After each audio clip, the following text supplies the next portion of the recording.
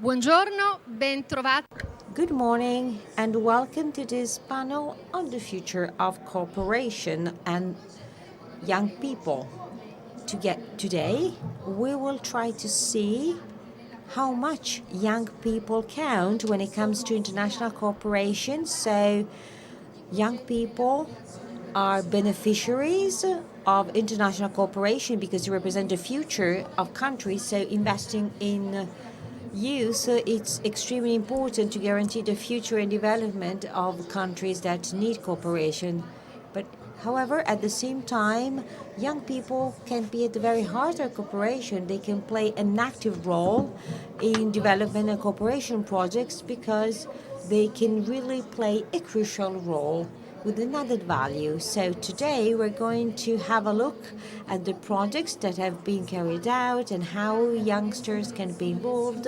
But also, thanks to our panel, we're going to see church-related projects, EU-supported projects, and then we're going to have a focus on Somalia and Malawi with two young protagonists who are going to tell us more about their direct testimony. So let's start straight away with the General Director of Cooperation for Development, Mr. Giorgio Marapodi, who will have the floor for a short introduction. Thank you. Thank you very much, Liana. Thank you very much, everybody. And first of all, allow me to say hello to you on behalf of the Deputy Minister Del Re.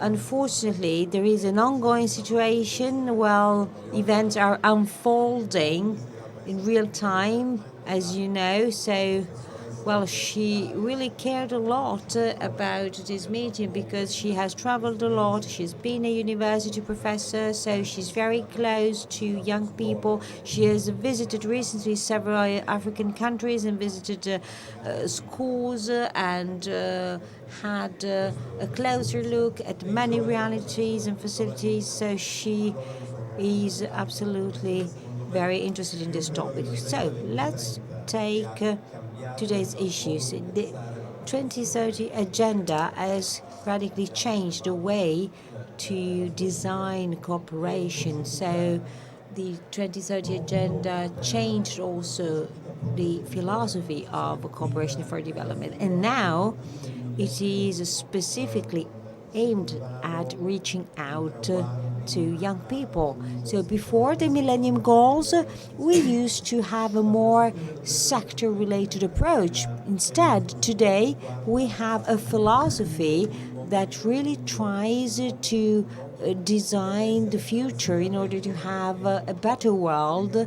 So this agenda wants to involve young people for their future. So the 2030 challenges are challenges for our youth. And Gutierrez, the Secretary General, when says that the youngsters should be at the forefront when it comes to the Agenda 2030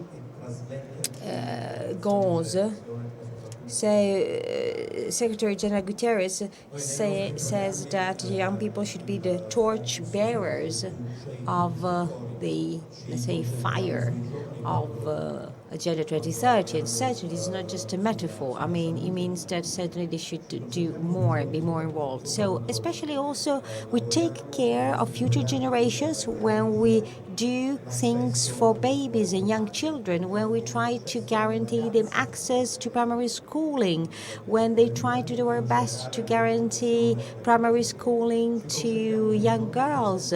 And also, we try to work for young people when we finance programs that are related to accelerators. So we have a wide range of interesting programs in collaboration with several Italian universities, including the University of Milan and including several institutes and bodies, but also we try to reach out to young people when we think about financing programs that lead to the setting up of startups, of new companies. So when we support business incubators to try to foster the development of new companies in the technological sector, but also in the, let's say, craftsman sector, and the leapfrog let us invest with fewer resources compared with what we had to invest in the past in our countries to reach certain achievements.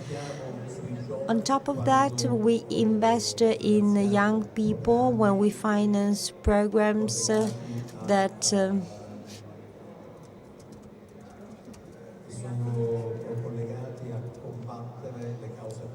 aim at fighting the deep causes of immigration, because these programs aim, on the one hand, at improving the awareness of these people when they decide to embark on these very dangerous journeys. But also, on the other hand, these programs aim at offering them alternative possibilities and options in order to make them stay in their origin countries. So that was a quick overview of what we do. So we deal with education and health and business development. But again, we always try to keep a special eye on youngsters, and even more than that, on young girls and young women. That was also one of the main topics last year, also during several high-level meetings, but certainly we never lose sight of the importance of these issues. Thank you very much, Mr. Maraponti. And we have seen, as you said, to what extent the cooperation philosophy has changed over time, and how it is important now more than ever to invest in youngsters. But at European level, what is happening? How are young people involved? As we know, the European Union is like a dream for so many youngsters. It's an aspirational thing. So many young people still see it as a very important point of reference, like a beacon. So what is happening at that level? We have the Commissioner for International Cooperation in Development at the EU, Mr. Manservisi. So welcome and thank you for being here. So my question is the following. So what is happening at EU level for young people? We have seen that during the last elections, well, there was a great emphasis on the role played by young people. And so which was the response? Did they take part in the elections? And also, what is the EU doing for young people? How are they involved in EU-supported international cooperation? Well, good morning, everybody, and thank you for inviting me here.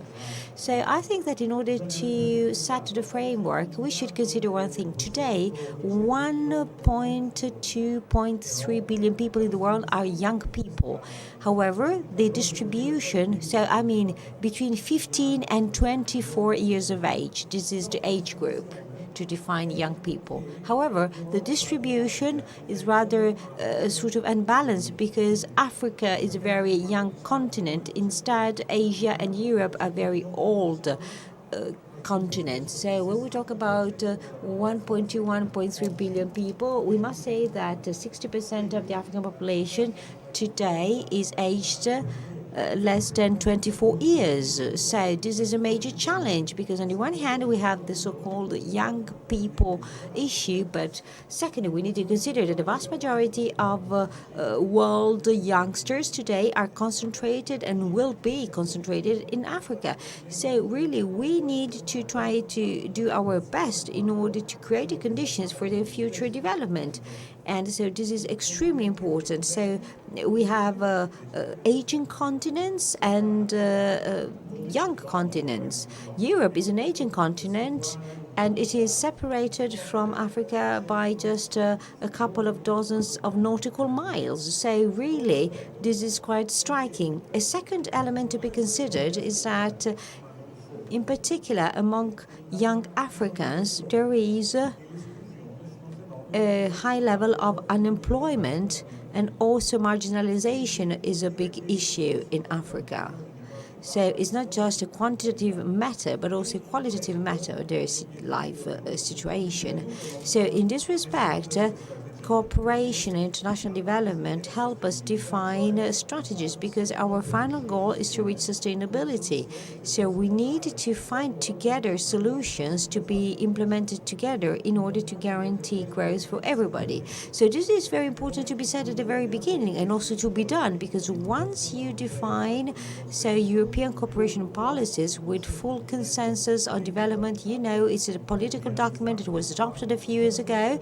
That is the cooperation framework. Well, we set 5 priorities, peace and so on, for the 2030 agenda, but also we said all these goals can be achieved only if we're going to be capable of working with 2 main drivers. So on the one hand, women, that are the vast majority in the world, and on the other hand, youngsters.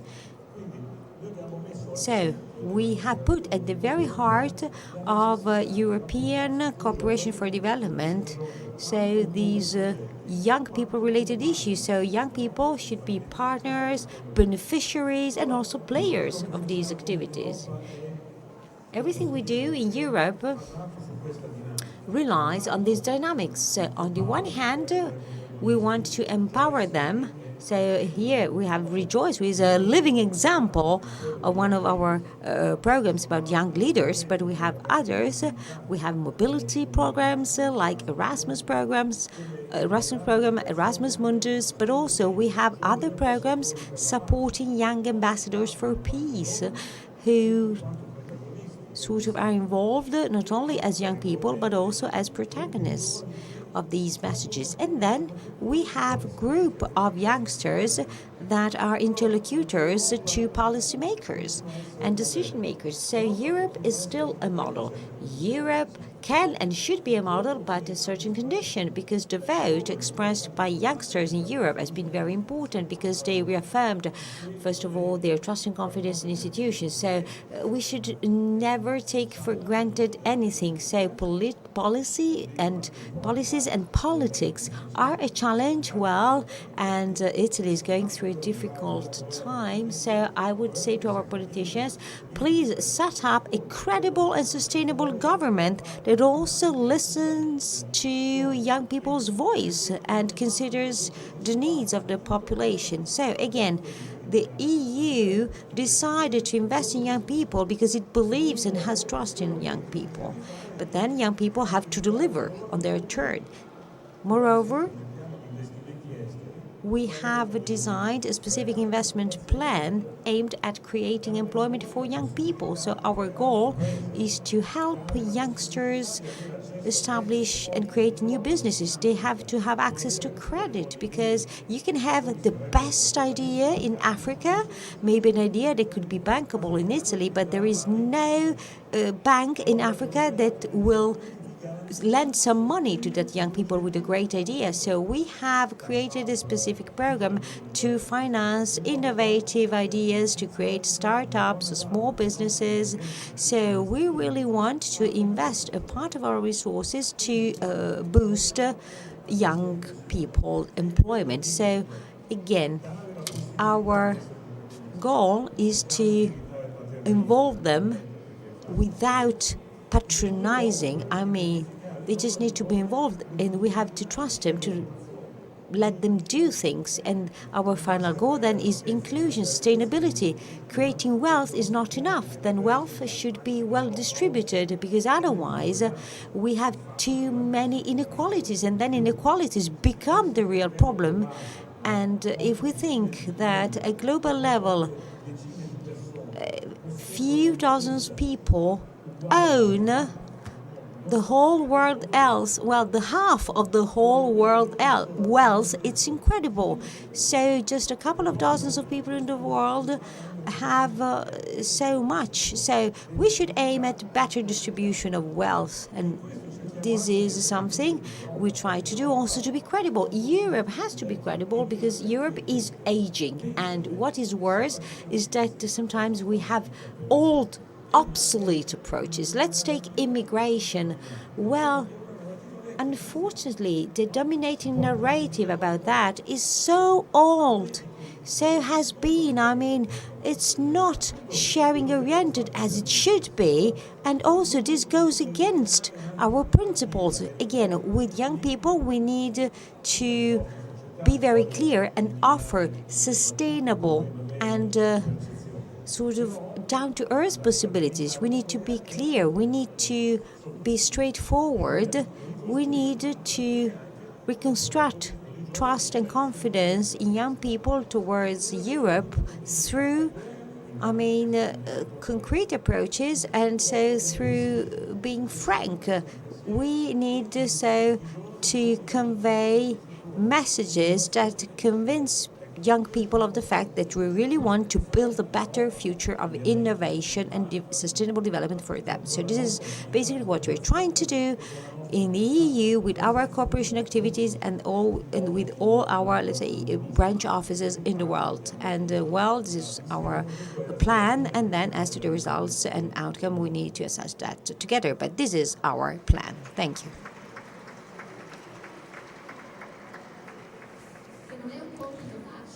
And this is not an easy task at all. Conquering young people's trust and confidence is not easy at all. We should never ever take that for granted. Young people sometimes are also very critical, and if we make mistakes, they let us know. And so it's very important to be clear and frank and honest. And also they're very active, our youngsters. While you were talking, I was thinking about what is happening in the climate change sector, in environmental issues. We have the great example of Greta Thunberg, who is a role model. So youngsters have decided to create the Friday for Future initiative. And somebody can say, well, they're just saying things that we already knew. But this is not just that. They feel accountable. And so they have decided to let their voice being heard, and they succeed in talking to leaders, world leaders, like at Davos meeting, or Greta Thunberg was able to meet important world leaders on several occasions. So again, you can see that young people, when they decide to act, they can really make the difference and be heard. So it's really important to consider their needs. It's also very important to consider the language they speak. So again, as you said, the old narrative is dominating. We should listen to young people more in order to change the sort of current storytelling way. But we're talking here today about international cooperations, and let's not forget that the church is one of the big players when it comes to international cooperation. So what does the church do when it comes to international cooperation, and in particular, which is the special emphasis of the church on young people? So I'm introducing to you Monsignor Segundo Tejado, and is in charge of integral human development. The floor is yours. Thank you very much, Liana, and thanks for inviting me. So Cardinal Turkson was supposed to be here, but unfortunately he couldn't make it, so he sent me in his place, and I'm very happy to be here. So what can I say about the topic you have raised and the question you have asked? I work for a body in charge of integral human development. Well, this term includes it all, and Holy Pope one day came to us to visit us, and he asked us, what do you want? And we said, well, what do you want, His Holiness? And he thought about it and said, well, when it comes to integral human development, well, he said to us, you have to work a lot on the word integral. Well, you know that This comes from Pope Paul VI encyclical letter, and this is about development at large, not just economic development, but human development. And I read the Evangel of today's Mass that is about that, which is the first commandment. Which is the first commandment? There is the first commandment, which is that, and this is about today's Evangel.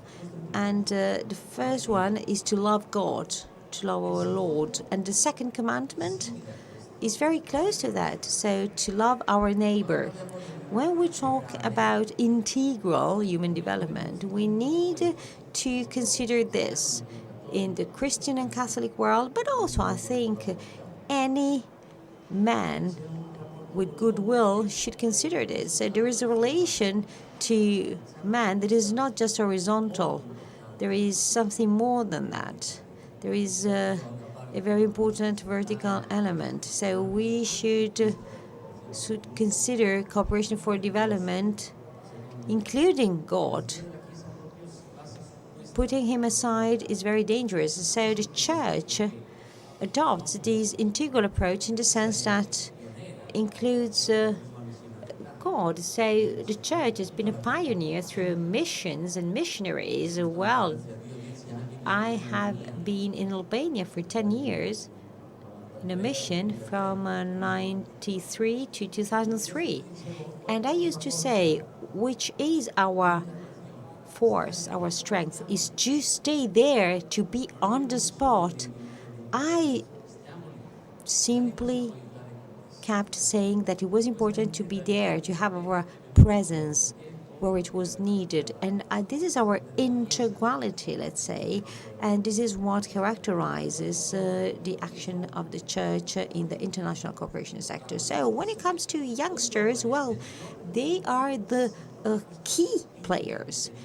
Well, what if young people did not have this willingness and strength to help the others, to help their neighbors? Well, if a young person lacks this kind of inner force, of inner drive, well, that person is not young at all, is already old.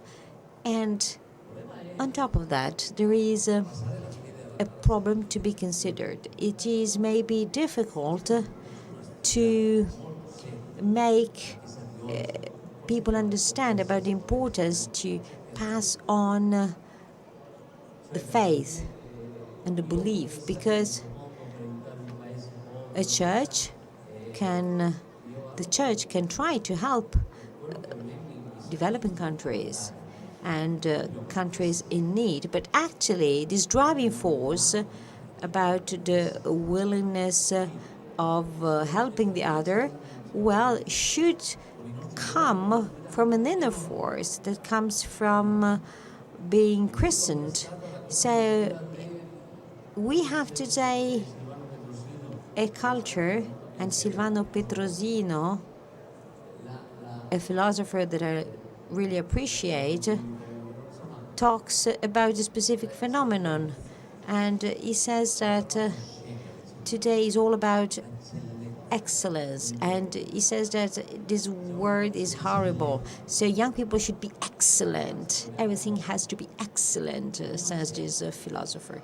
And well, that makes huge damage, because life is also made of failures and of being defeated, and this is what makes us grow and develop. And unfortunately, today this concept seems to disappear, so we need to sort of think about evangelization, but also education. I mean, what kind of society are we going to leave to our children? But also, which children are going to live to this society? Which youngsters are we leaving to this society? This is a big challenge to all of us. And this has to do also with cooperation, because helping our neighbor is an extremely serious matter. So we talked about Agenda 2030, and so these things should encourage us and stimulate us. And they should also encourage our youngsters. In general, young people are so generous, are so open, and so many of them have understood that doing things unconditionally is great, and this is this kind of approach that makes young people grow. When I see and come across depressed young people because maybe their girlfriend broke up and left them, I tell this guy, go to Ethiopia, stay there some time and help other people. You will come back brand new. You will rediscover so many regenerating things like being charitable. Okay, I hope I haven't spoke too much like a priest, but I think these issues are so important to all of us. We need to tackle them because young people are key players of cooperation. But this is not just a slogan. Oh, yes, youngsters are key players in international cooperation. But no, it's because they're really driven by a very strong inner force. And so we need to support them in somehow letting these inner strengths unfold. Okay, I'll shut up now. Thank you.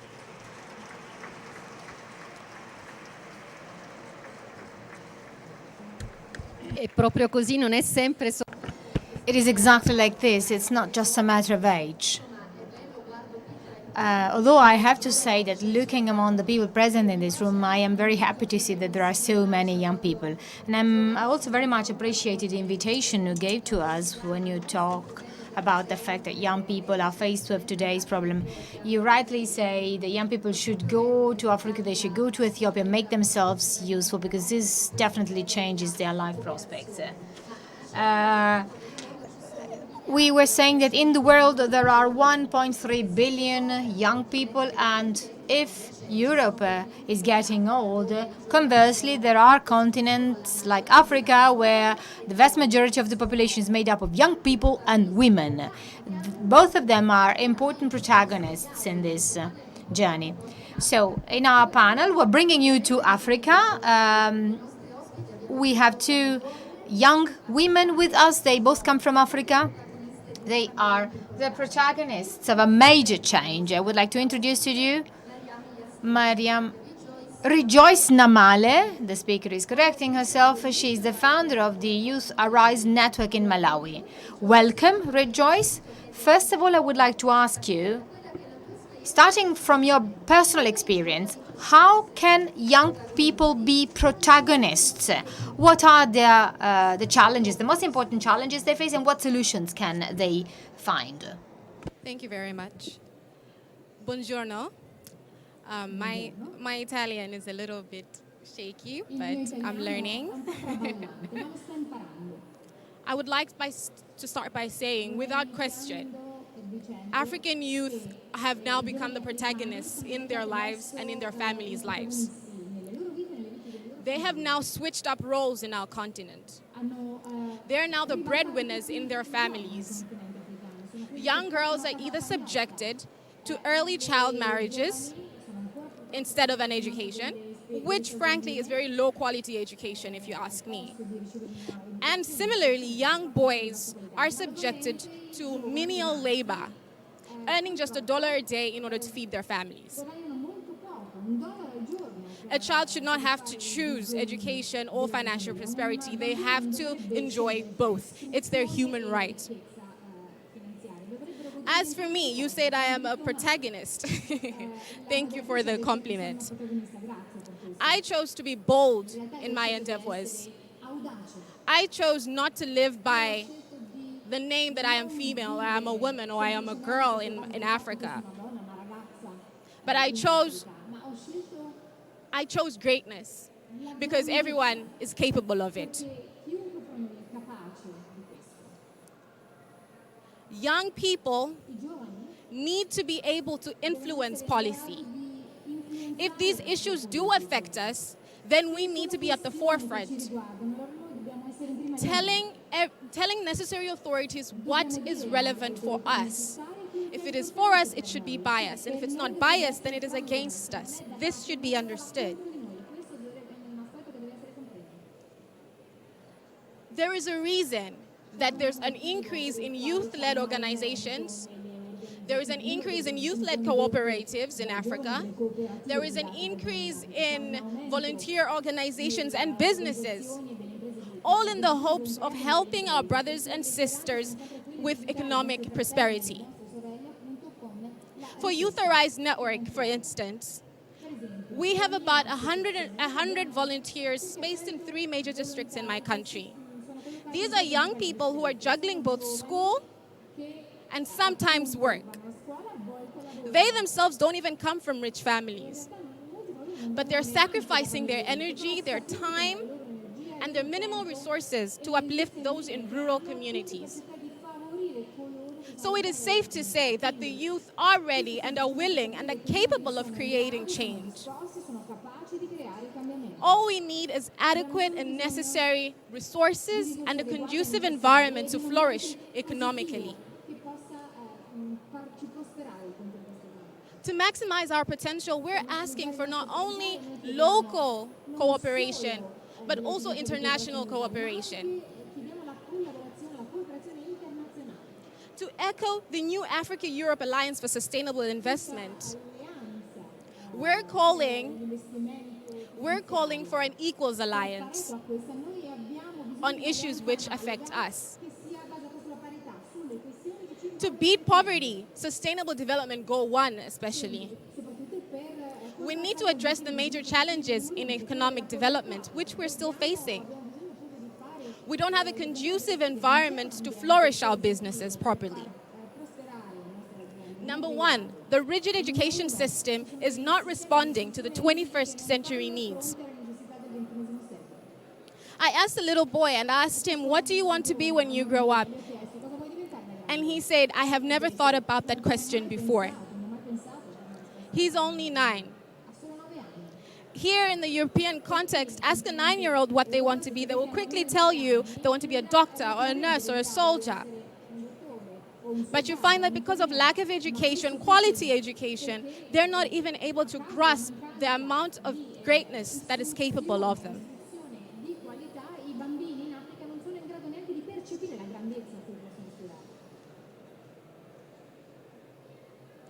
Therefore, there's a few things that need to be changed in our education system.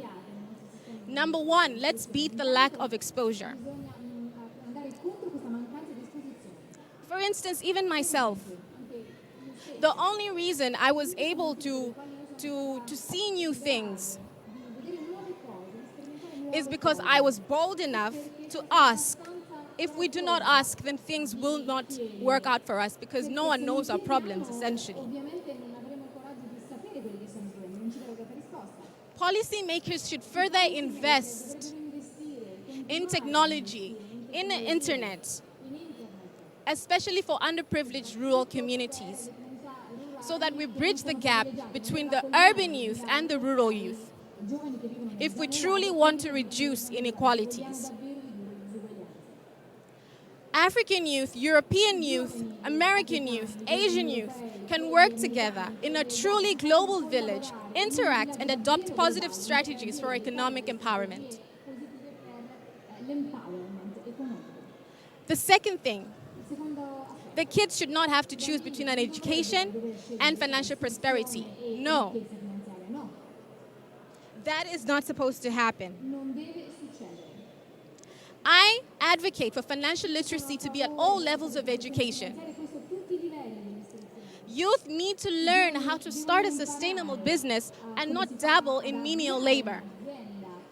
They need to learn how to start it, how to accumulate wealth, how to sustain their wealth. And if you're asking them to be in education but also start a business, let's find a way to accommodate both. They stay in school and we groom them into competent individuals ready to aid their economy and feed their families as well. The third thing, we need to build systems that match our employment criteria.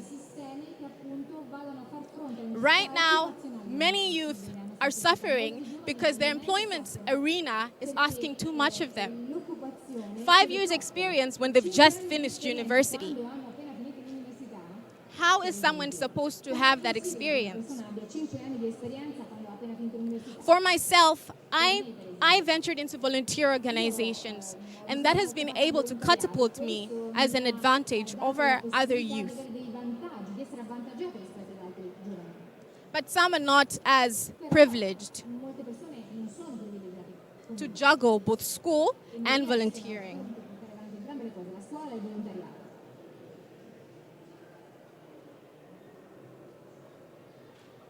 This situation should not be left to civil society only. Let us invest in vocational skills, necessary skills that will allow them to enter the employment arena ready for whatever it has to offer. The second thing, lack of startup capital and lack of financial assistance is also hurting our youth. If you find, it was already said, that if you find that a child has a brilliant idea, they will not be able to materialize this idea because they lack financial capital. If Salem has a brilliant idea either in energy or environment, if he goes to a financial institution, they will ask him to provide high-value assets as collateral. They will ask him for a car he has never rode on. They will ask him for land he will only acquire if his father passes on. And they will ask him for a house. How many financial institutions are going to accept a grass-thatched house as collateral? Not many, if any at all. But this is the reality on the ground, and it needs to change. I advocate for policymakers to have youth at the forefront in policy formulation and regulations of issues which affect them.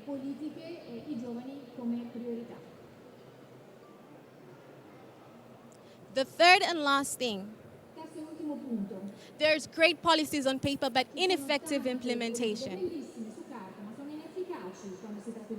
The proposals I could make could be great right now, but on the ground, there is ineffective implementation. Let us invest more in project reviews, critically analyzing if everything is working according to the paperwork. There's projects to enhance social accountability, but on the ground, they're not working. Youth are being asked to provide solutions in education on the ground, in employment on the ground. But you find out that these meetings, two of them are held at the same time, on the same day, both requiring their input. So you can see that the system is rigged against us. However, there is hope for the future. Youth are capable of change. We are capable of creating change for ourselves and for our communities. African youth hold the torch. I will commend the European Commission and the European Union for setting on platforms that allow me, a 24-year-old who just graduated last year, even though I founded this organization and juggled school, they have recognized that and have allowed me to sit in the midst of them. This is what I call youth empowerment in its truest sense. Grazie.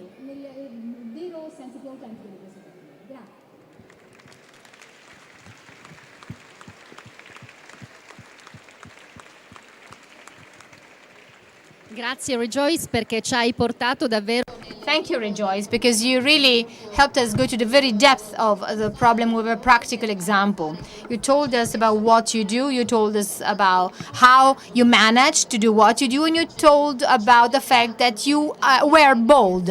It takes courage to start actions like these in contexts in which nothing is taken for granted. Rejoice was telling us that any child in Europe, if we ask a 9-year-old child what he wants to become in the future, he's got 1,000 ideas, while in Malawi or in other other African countries, they might have not thought about that because they have other priorities, like, for example, how to survive a day. And I'm thinking about the many children involved in wars, or the children soldiers, or, for example, children who are the victims of famines or starvation, who do not have access to education, or children who are not entitled who don't have the right to be children, to childhood, and to capacity to dream of a better world. So thank you very much for your contribution.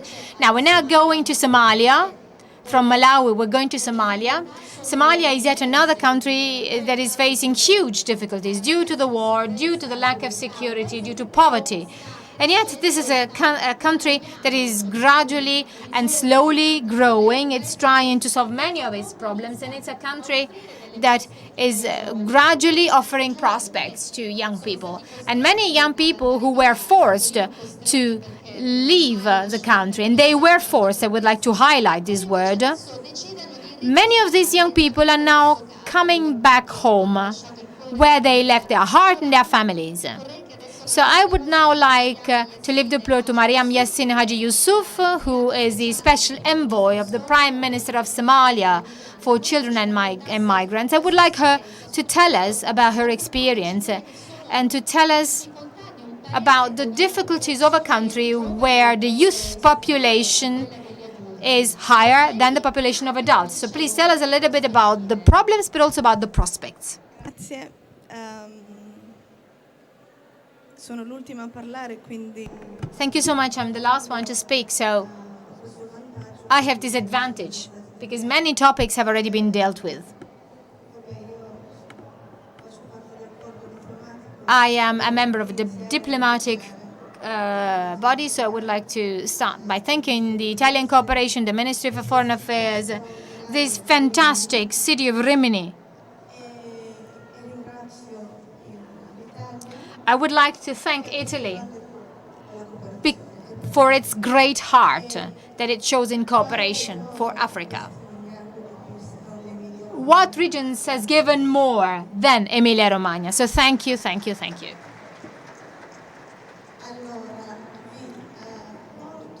I would like to bring you to the Horn of Africa in Somalia, where I was born.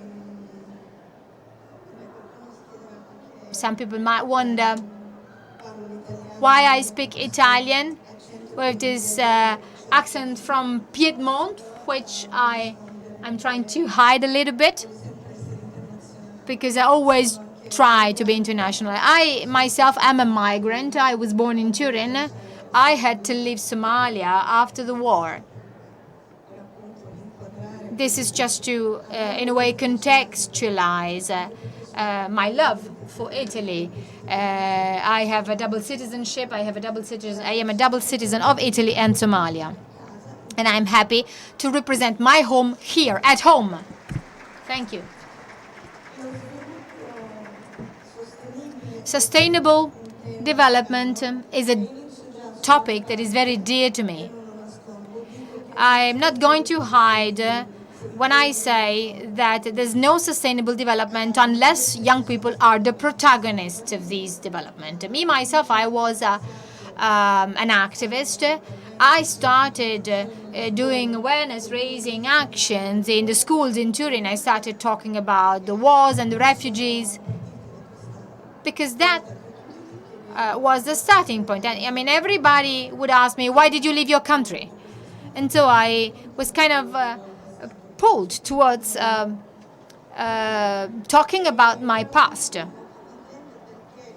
And I am also very happy because my youth activism, together with my training in Italy, was further reinforced, and I'm proud of this. It was further reinforced by the programs of the European Union, of the International Exchange of the EU, that I managed for many years, as well as by the Council of Europe, because I worked as an advisor on youth-related issues and youth policies for the Council of Europe. And plus, Turin. Turin is a great city. And I was an advisor at the municipality of Turin on youth-related issues and on social and cultural integration and intercultural integration for the municipality of Turin. I think that development becomes sustainable if youth are part of this development. I always remember that when I used to be as an activist, I was always kind of disturbed when people said that young people are the future. Young people are not the future, they are the present. So if we want a better future, we have to work all together coming from different nations, of different ages, people of different ages.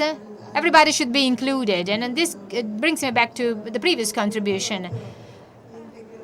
Reference was made to integration. Integration is paramount in this respect.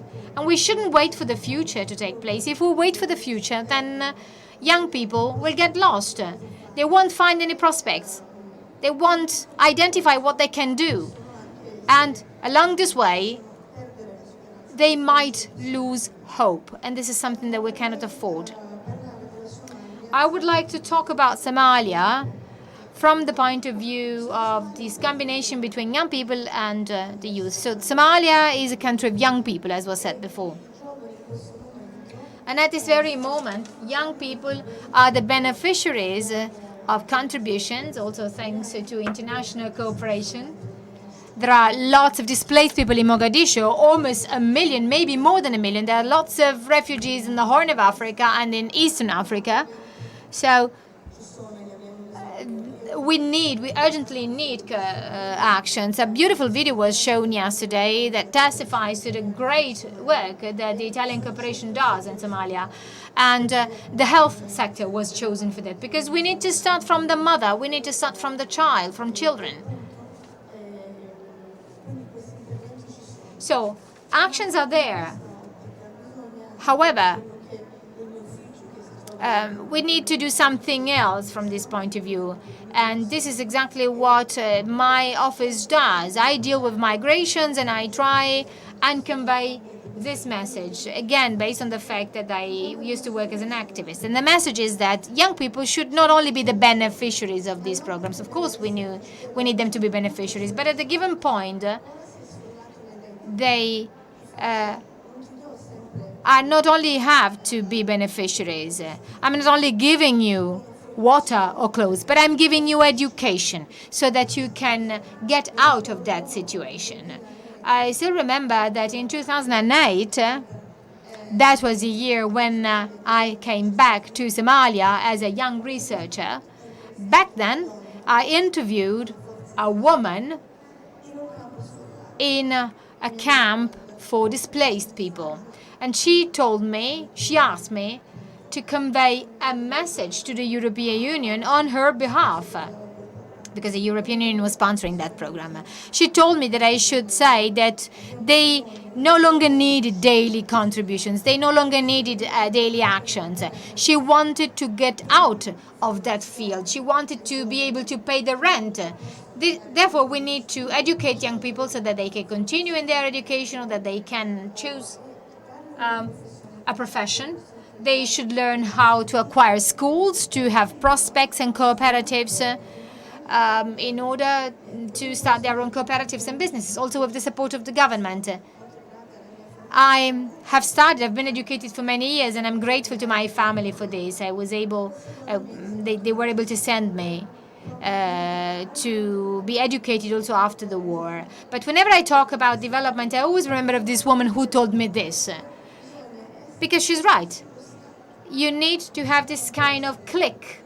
The person cannot simply be there in a camp awaiting for help. We're all the sons and daughters of God. We should all have the same opportunities. This is a very peculiar moment for Somalia.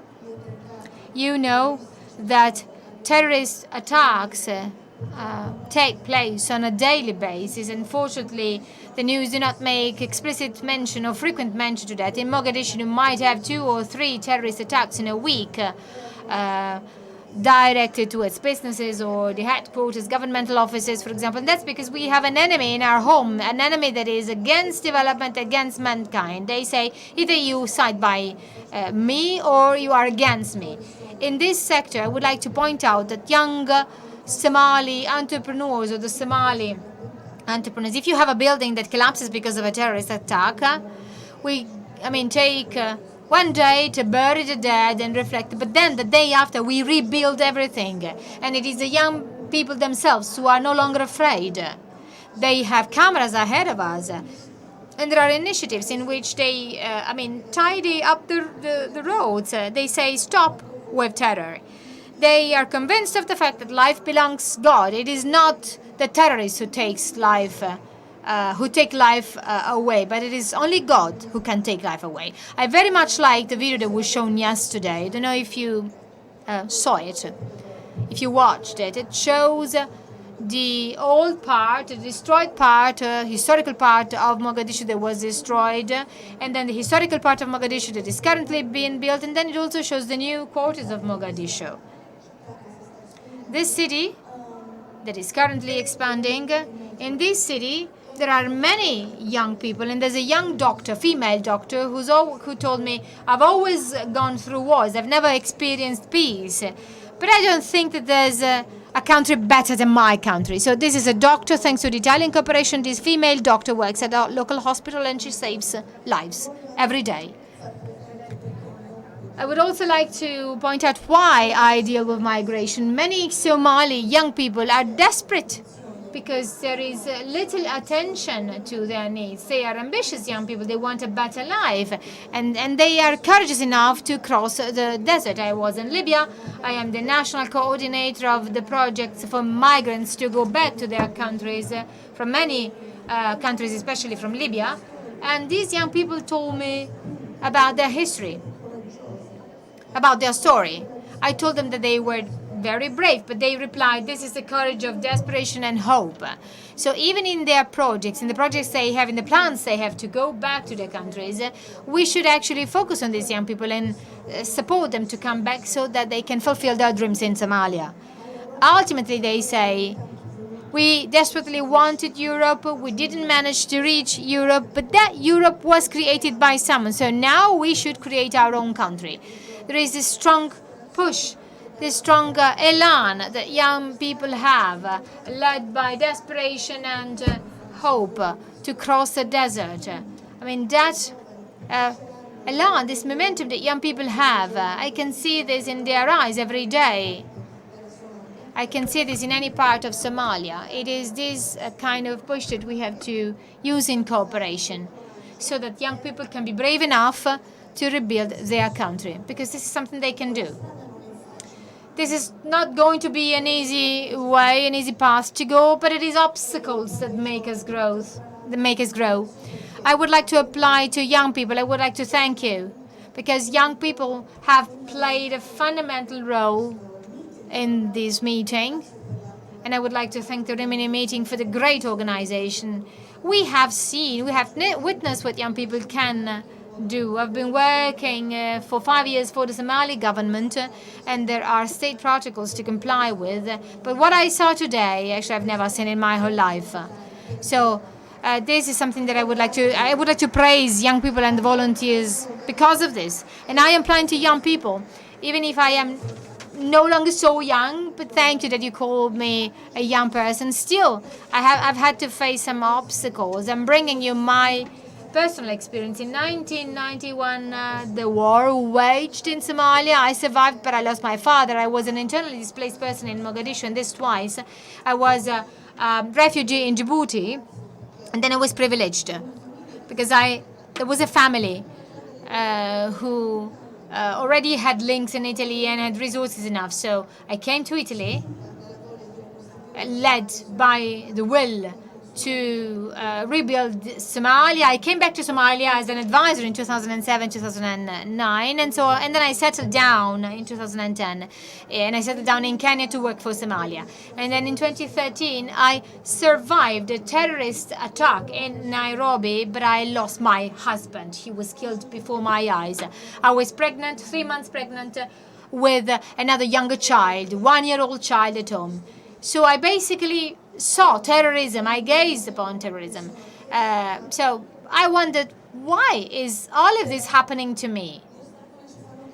But it is obstacles that make us grow. And I used my pain. It was pain that made me grow.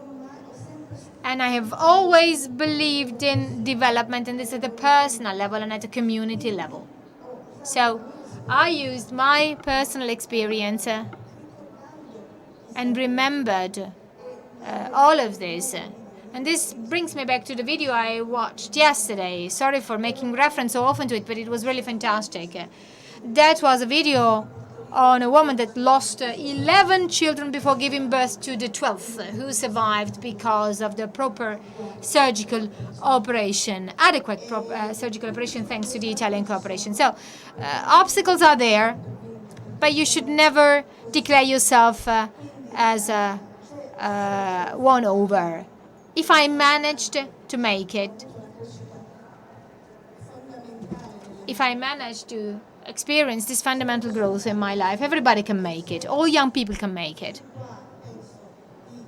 And here, I think I can humbly say that I am living proof of sustainable development at a level and community level.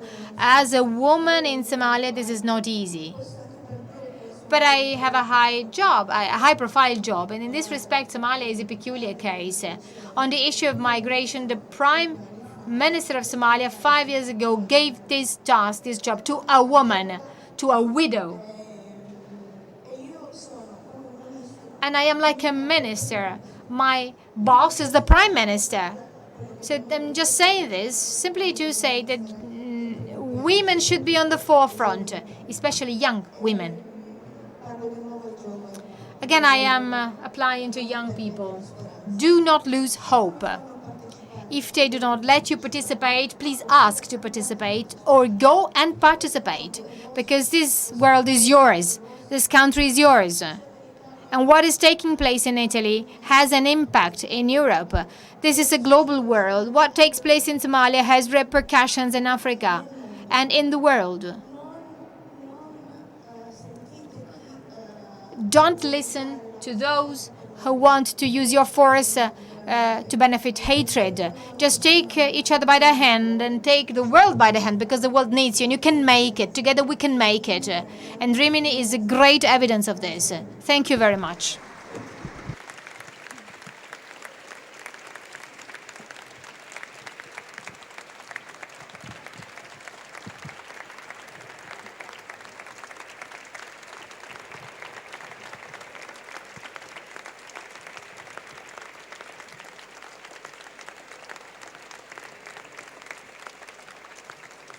Grazie Mariam per avere... Thank you very much, Marianne, for sharing your experience with you, your very personal experience. I really like your invitation when you say that we should look people who suffer into their eyes. So I hope that today the people here looking you into your eyes can really seize the essence of this message, how it is possible to shift from pain and desperation to hope. Thank you very much indeed. You mentioned a video that we showed last evening that shows to what extent Italian cooperation works in Somalia in the health sector. It is entitled Born in Somalia because, well, to us, birth is something easy and natural, but it's not at all in some areas and countries. So please, we are going now to screen once again this documentary film, and please, if you have time, have a look at it. Take the time to watch it. Thank you.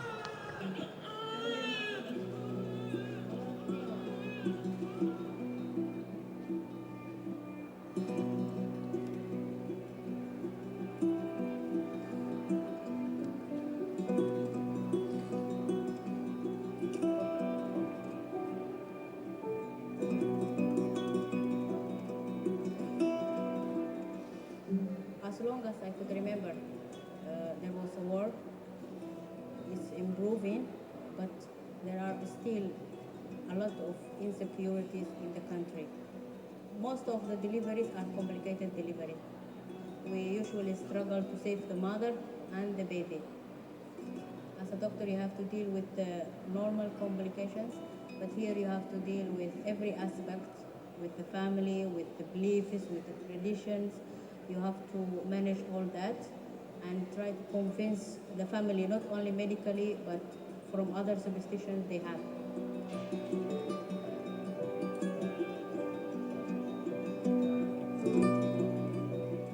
Woman, I'm going to take.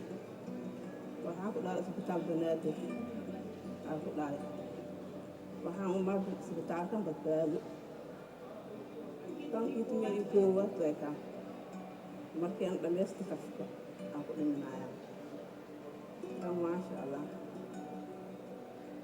For me, it is very rewarding if I save the mother and the baby. Because sometimes when you lose the baby, you save the mother, but the mother is without a baby. But if you save the both, you bring a new life to this world. It is hard to explain, but it's very rewarding experience. We need a lot of awareness for the people, especially to come to the health centers. They need proper training, proper attitude, proper equipment, proper supplies, a little bit of everything. I choose to stay here because it is my country and there is no other place I'd rather be than in my country. My country needs me. They say Somalia is the poorest country that a mother gives birth to. That is one of the things I want to change.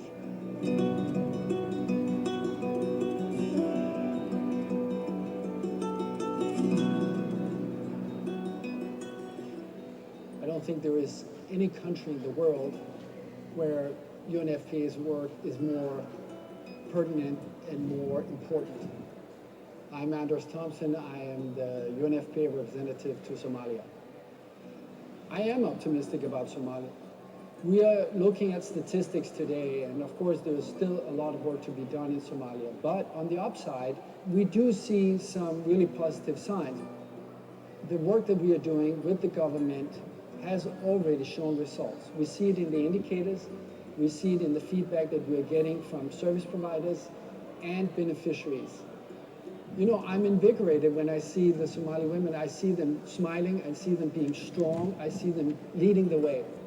I think we just need to give them a little nudge, and then the uptick in development and improvement and search for prosperity will automatically be stimulated.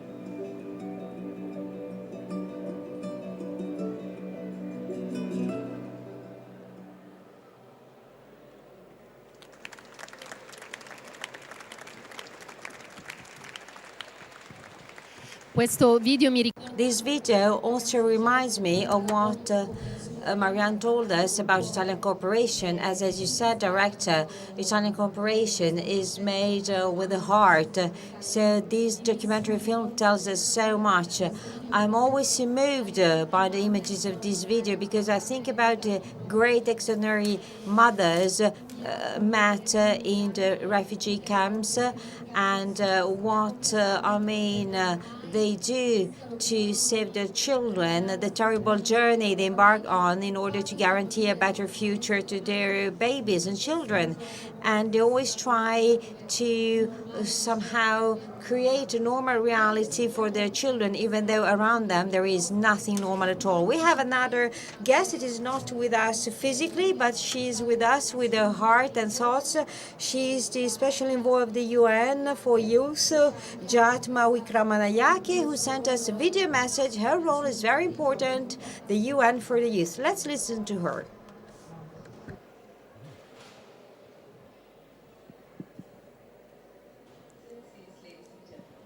Hello, young people. Bonjour. My name is Jayathma Wickramanayake and I am the United Nations Secretary General's Envoy. Unfortunately, I could not join you today at this international conference, but I would like to thank the organizers who invited me to the opportunity to deliver this message. This conference constitutes a great opportunity to meet and share knowledge and practices. It is a fantastic occasion to dialogue on the themes of international cooperation and multilateralism, keeping alive our efforts to fight inequalities. The overarching theme of this conference and the shared goal of our work. Today, 1.8 billion young people make up the largest youth population the world has ever seen. It is impossible for us to realize the Sustainable Development Goals without partnering with young people and ensuring that they are not only heard but understood, not only engaged but empowered, and not only being supported but actively leading global efforts and processes. Numbers are not the only motivation. Young people today have more access to education, technology, training, and opportunities than previous generation. With this, they are ready to become today and tomorrow's change makers, decision makers, and leaders. With this, they will drive the real positive change our society needs. In September 2018, the Secretary General of the United Nations, Antonio Guterres, launched Youth 2030, the United Nations Youth Strategy. It is the first document of its kind, and it is not just important for the UN, but for you as well. This strategy aims to increase impact and expand global, regional, and country-level actions to address the needs, build the agency, and advance the rights of young people around the world. Crucially, this means that young people are included at the center of the Youth 2030 strategy. And I look forward to engaging with you as we implement the strategy. Grazie mille, buon lavoro.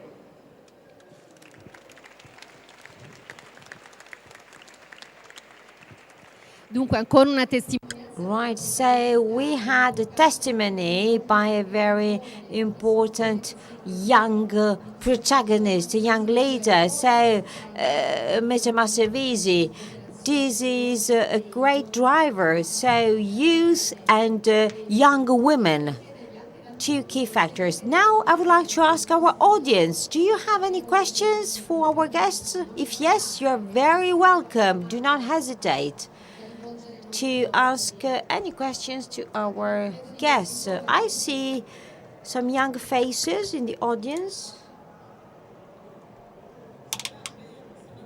I'm not so young. Okay, you can ask questions too.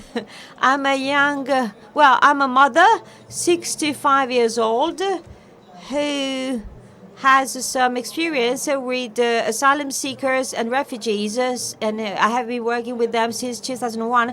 And I have changed my idea of welcoming, because usually people think about welcoming people as welfare, but something that does not lead to integration. Well, I would like to ask those who deal with international cooperation and cooperation for development. And I must confess that maybe it's my fault, I haven't understood yet, but I've been traveling all over Africa for over the last few years to understand what we can do in our countries to change, and to help also those who want to go back, or also to raise awareness in people and maybe work on the arrivals. I visited 6 countries, and I've talked to mothers, to youngsters, and to institutions like mayors, to representatives of the relevant ministries for youth or women. And moreover, I also have a personal professional experience in Africa, because I also came here as a refugee. So I have some quite important professional experience of cooperation with communities. I don't want to criticize anybody, please don't take me wrong, but I've seen that there are so many important things that can really make the difference for people and that are meaningful. But I had the impression sometimes of some sort of inequalities or some sort of imbalances. You said that women in Africa are the key driver. So women are the strength of Africa, and people in Africa live in communities. So in order to do something for youngsters, we need to think about communities, because youngsters are active members of communities, and so they need to have, let's say, the tools to understand if what has to be done is right or wrong, and to agree or not with the mother and the community. So we have vocational training centers, And it's very good. But what about civil education? Because, I mean, we need to work on problems and on how to find solutions. Well, this is the result of my experiences, so it was just a suggestion. But personally, I never stop talking, because personally I think that if Africa want to do anything, well, nothing will happen. In Rwanda, we say that if you ask your neighbor for help, the neighbor will help you once the rain will be over. So you have to wait for the rain to be over to get what you need now. So, I mean, let's try to raise awareness in communities, especially in mothers, because mothers are the same everywhere. The love of a mother is the same in Europe and in Africa. So a mother who takes care of their children will do anything she can to, I mean, do the best for their children. All mothers want their children to be safe and healthy. So, well, I ask Mr. Marapoli to answer. Thank you. Well, first of all, we must say that we work a lot with diasporas.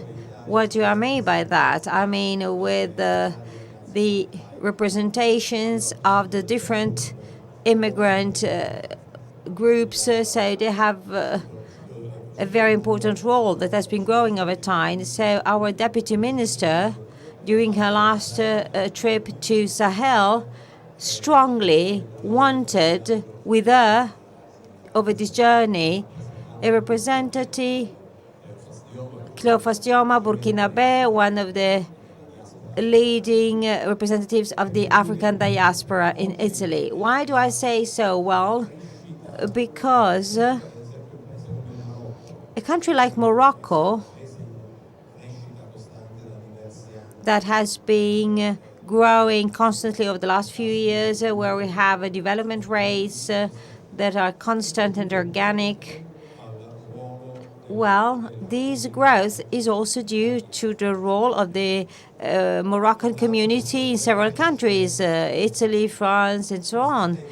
On top of that, there is a continuous cash flow of immigrants sending back money to their origin countries. And this has played a key role also in the past. I mean, at least Italians migrating abroad used to do the same, and that played a key role to boost Italian national economy in the 60s and 70s, thanks to the money sent back to the homeland by Italian immigrants. So again, back to our topic, we try to involve communities in our cooperation programs. We have major programs that we carry out with the Albanian Italian community, but we carry them out in Albania. We also work with Internazionale network. We do the same for Senegal. We cooperate with the Italian Senegalese community, so the Senegalese community in Italy, but working on the spot. So we involve these communities because they know at best those countries, those areas, those people, I mean, those on-the-spot issues. So this is what I can say about what you mentioned, so the fact of welcoming immigrants and how to work at best for them. Well, if you allow me to, I would like to add a final remark to comment upon what they have been saying so far. So back to youth, training is very important. Education is also crucial. And over the meeting here in Rimini, I've been saying on all occasions, and I do it all the time, I always insist on this, I think that education is crucial. We need to invest in education. We need to keep investing in education, never somehow sort of stop. We need to do more. We joined already the global partnership on that, but 10 months ago in Jordan, I visited the refugee camp of Zaatari. I arrived at Zaatari around noon, and it was exactly the time of school shift. What does that mean? I went through the camp and I saw huge groups of children coming out of the schools, so end of the classes for the day, and it was such an inspiring image. They were sort of making jokes, smiling, talking. They were playing with the ball. They were playing with the books. They were just sort of somehow having fun. And this is exactly the same scene we can see anywhere else, also in Italy, when children get out of school. So again, guaranteeing education in a refugee camp is crucial, as well as guaranteeing the right to schooling education to any child. I'm not saying that this is the miracle solution to bring them back to a normal life condition, but certainly this also mitigates their constant emergency situation. These somehow also gives them the impression to go back to a normal life somehow. I would like to add something as well, something that comes from our experience. So back to what you said about civil education. Even though it has been said quite quickly, I would like to go back to this because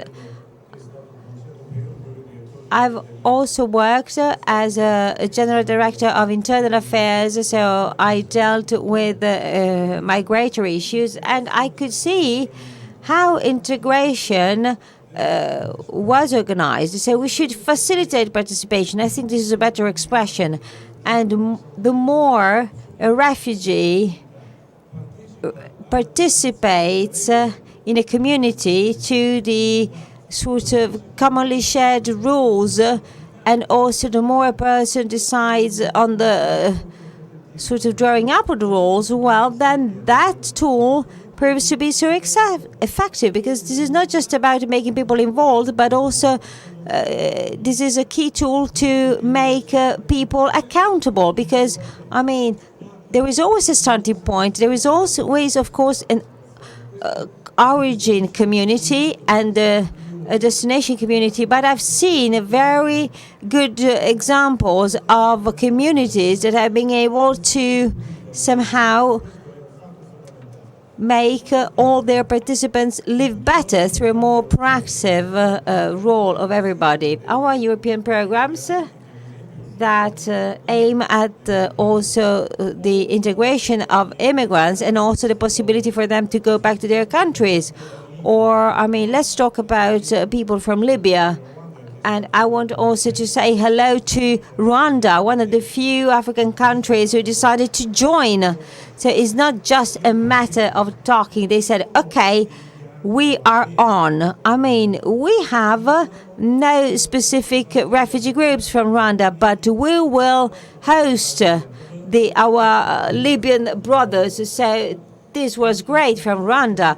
And what we see in the reintegration programs to reintegrate people in origin communities is exactly a set of programs that put at the very heart of their activities communities, because very often communities are also the reason why people leave a country.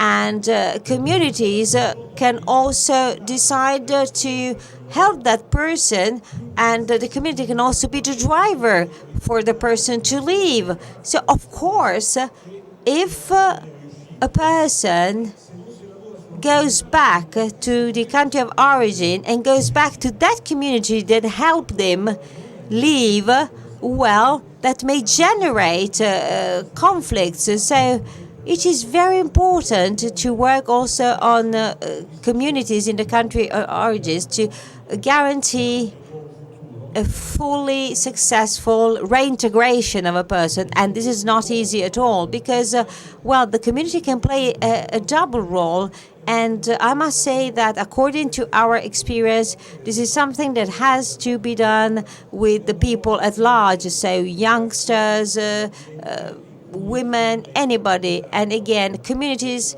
need to strike a new balance again, and this is not so self-evident and easy. So working with communities is really paramount, and I really agree with Georgia about also the crucial role of education. But I would like to add quality education, because, well, one of the reasons why today boys and girls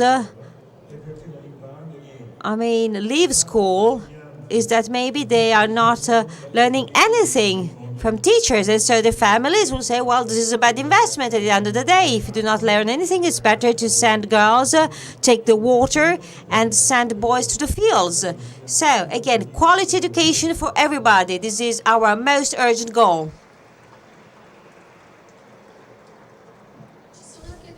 Are there any other questions? So good morning, everyone. My name is Nicola Maria Coppola. I am the Secretary of the Deputy Minister Del Re, and I would like to go back to what Marapodi said. The Deputy Minister brings her greetings to you, and she would have very much liked to be present in this panel.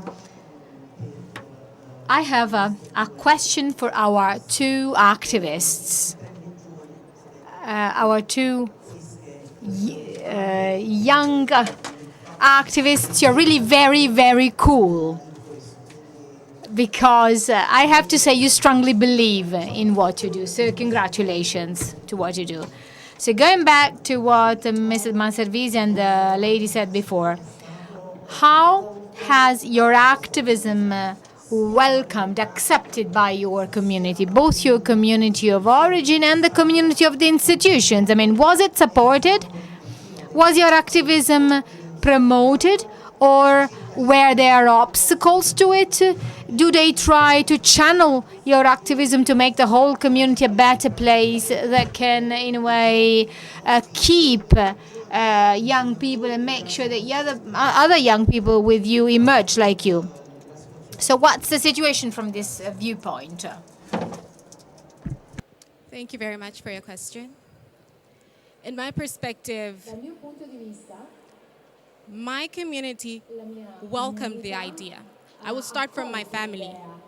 My father is extremely passionate about education. So when I was starting Youth Arise Network, I started at Walston University. It was my third year in 2017. So my father said, I will accept this for you if you promise to get good grades, if you promise to get your degree. That was the only remark that he said, or condition that he put for me. So from my family, I have gotten extreme support. Even when I was about to launch Youth Arise Network, I was only a volunteer at a place called the Samaritan Trust Organization, which works with street kids. And the executive director there, I told her about my aspirations and my dreams to help the community. And she said, you know what, you can even launch it here. Work with the street kids here at our orphanage so that you can give them now the entrepreneurship skills, the trends, the financial literacy that you talk about. So the communities in my country are responding positively to development processes. And even the chiefs and the local communities, they do want to change their communities. What is needed is more cultural change in terms of their mindset for some of them. It is not easy to change someone's mind.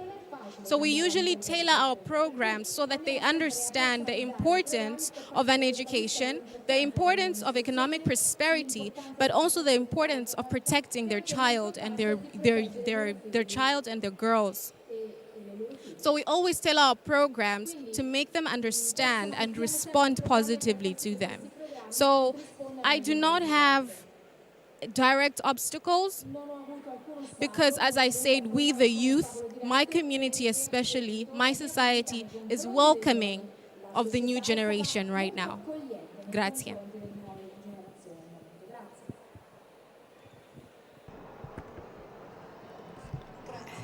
Thank you.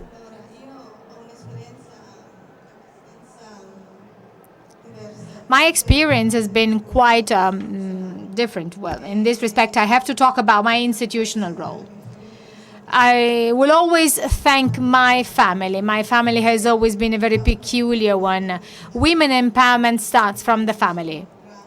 So I'm grateful of the fact that I've had a father and a mother who strongly believed in this. I remember at home in Mogadishu, there was no rule of the fact that women would eat after the men. I remember that my father would come back from work. He would check that if the girls, because we've always helped the others to study, if the girls who were at home, for example, my cousins, who would go to university, and he asked them if they had dined, because I mean, if it's dinner time, that's for everybody. So when after my personal tragedy, I wanted to work for Somalia, and I wanted to continue working on the projects that I had before when I was part of the civil society, and I wanted to work on child protection for quality education so that children did not enter the Al-Shabaab. In other words, I was working for a recovery, so to say, and prevention centers. And I went to Somali with this project. And I went to the Prime Minister. He welcomed me, and then he said, okay, fine for me. And then he had a look at my CV, and he said, well, I need someone representing Somalia on migration, and I would appoint you as a special envoy for Somalia, and you will report directly to me. So from this point of view, he trusted me. But my passion for the recovery of young boys and girls who are part of Al-Shabaab has, in a way, got lost. It was not easy. There were obstacles. There were lots of obstacles from an institutional standpoint. There were some people who did not accept this young woman in this major role. I mean, they did not want this actually young woman participating in a council of ministers meetings and reporting only to the prime minister. So I had lots of obstacles. But during the meeting, there was a gentleman who said, "You're talking too much. Now it's my turn." And I replied, "Don't you dare. I am not allowing anybody, and I am not allowing any men to tell me to be silent. Not even the Al-Shabaab leaders managed to do so." So I continued talking so much that he left. And this is what I wanted to show him. And actually, this is how I went along. And then you have the local community, you have the institutions, and you also have the international community. They always want to have someone saying yes and yes. With the old mentality of international cooperation. But the Italian cooperation is of a completely different opinion. They respect the government, and actually projects are worked on together. So you also have this kind of struggle to bring about. It's not easy. And then in the end, I always had certain obstacles to face, but I've never given up. Those who work in the field of cooperation in Somalia know this, know that I behave like this. And there was once a paradox. I had a colleague of mine who went to the Prime Minister and complained about the fact that actually me as a special envoy was doing too much. And the Prime Minister said, actually, she's at the moment in Libya risking her life. What are you doing now? So at that moment, he wanted to highlight that we are fighting and we're not giving up. But at the same time, we also need the males to believe in us, to believe in empowerment, to believe in women empowerment. So I really very much liked the contribution of our director, who said, I have a prime minister who during a meeting said, okay, stop fighting against Mariam because she's my special envoy. She's doing a great job. And recently, when I was about to come here, I was called by the most important foundation in Somalia, and they told me that they want to support my project. So at the end of the day, even if you're working in a company which is getting radicalized with Al-Shabaab knocking at our doors, this is possible. But you need to be very brave, you need to be very strong, you need to believe in what you do, and then when you raise your voice, they lower their gaze. Thank you.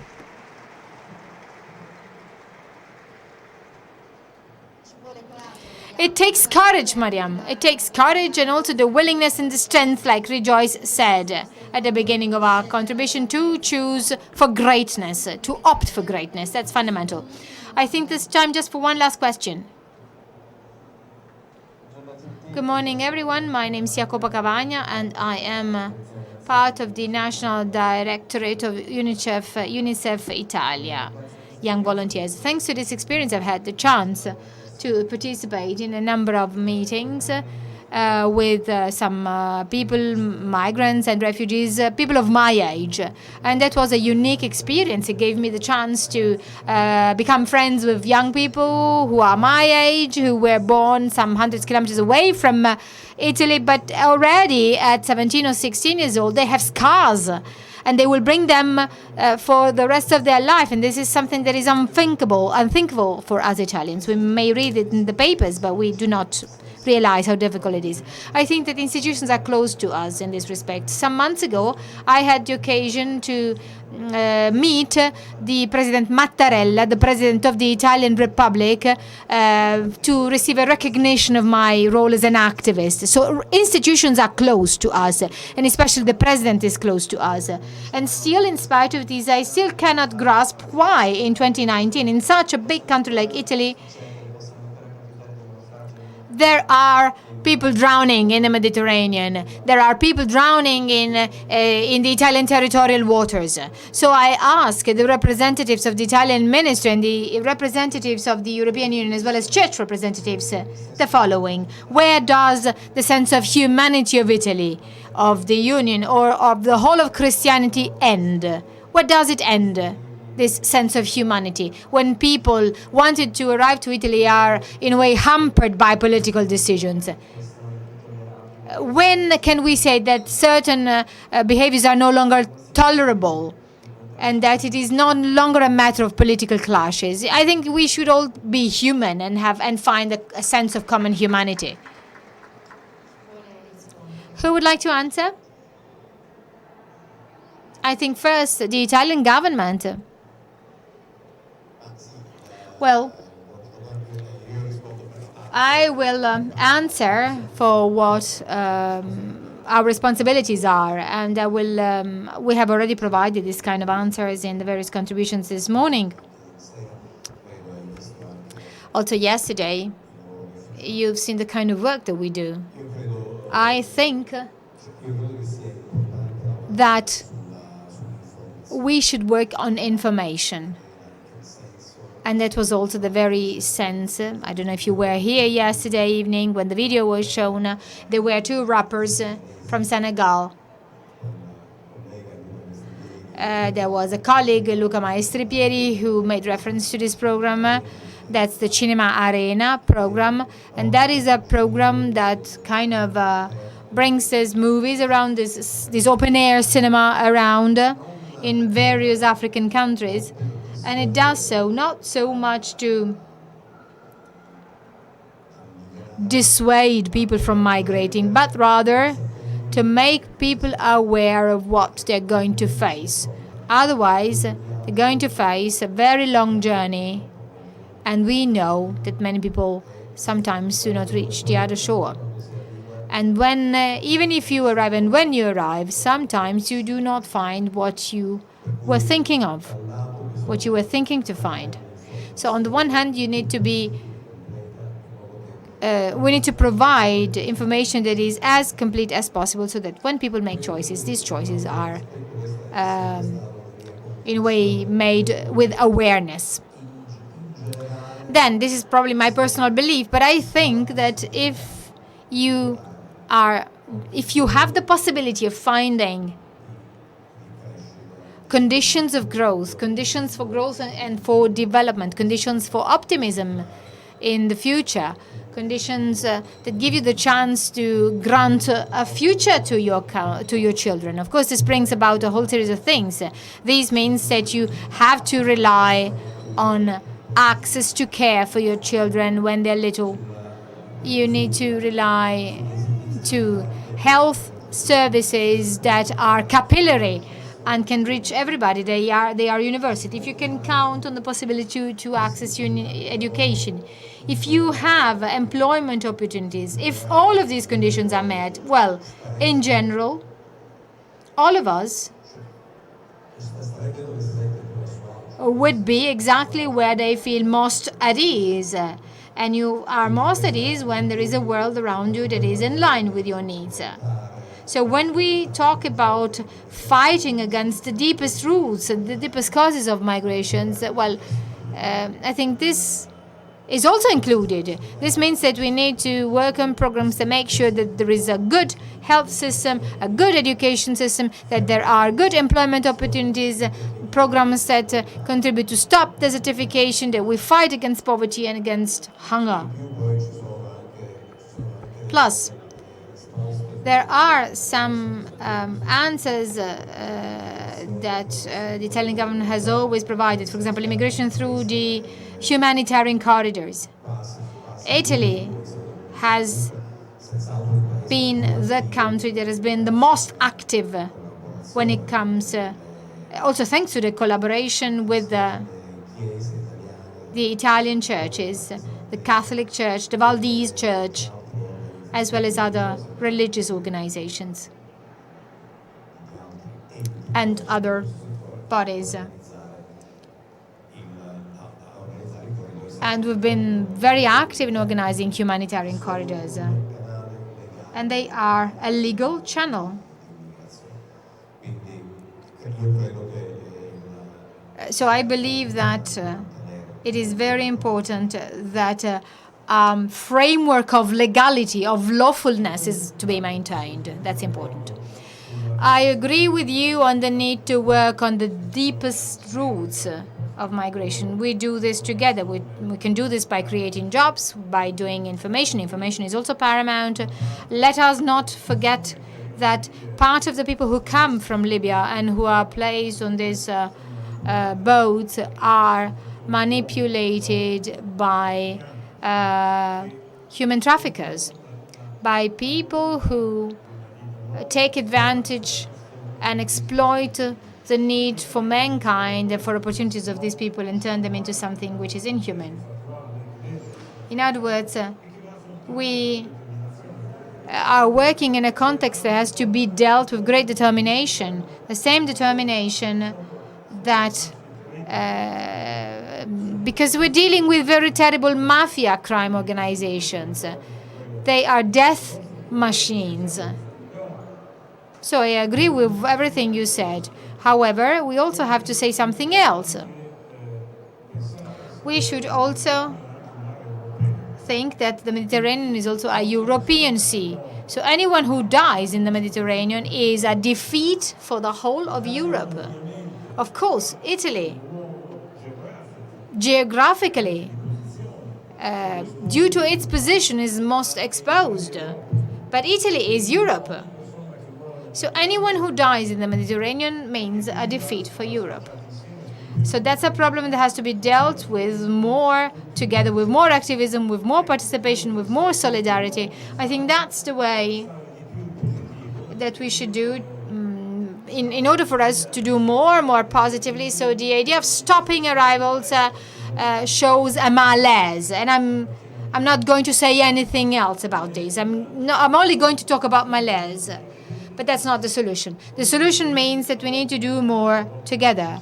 The solution sometimes has not been found, but that has always been the common objective of Italy and the European Union, France, Spain, the other EU states. Everybody's brought about its problems, and it's kind of a double face, I have to say. But if we are to go to the roots of the problem, we have to say once again that everyone who dies in the Mediterranean is a European defeat. So we need more European action, more joint actions. We should not criminalize those who help these people not to die at sea.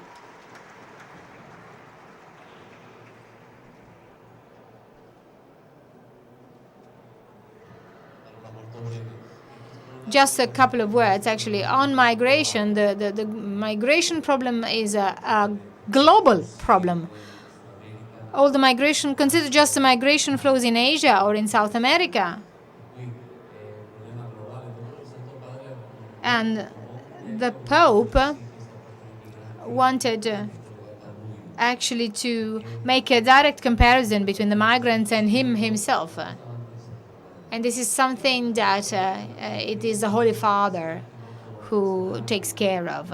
I can talk about my personal experience. These are personal things, personal issues. I agree with you on the issue of legality. The very same Holy Father said that the state has the right to regulate on this flow.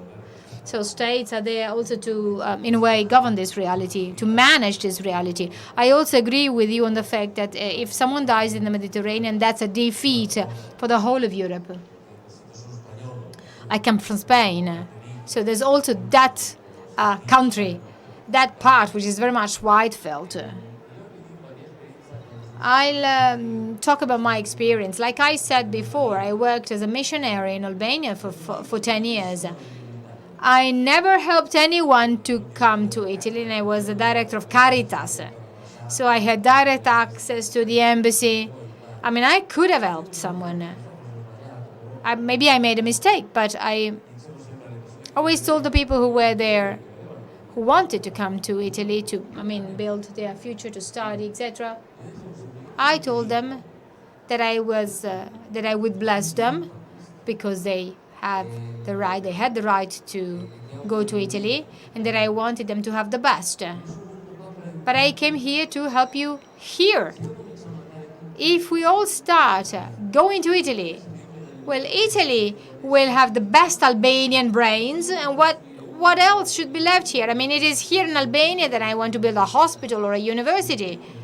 It is here that actually don't ask me to leave the country because I would like to convince you to stay here.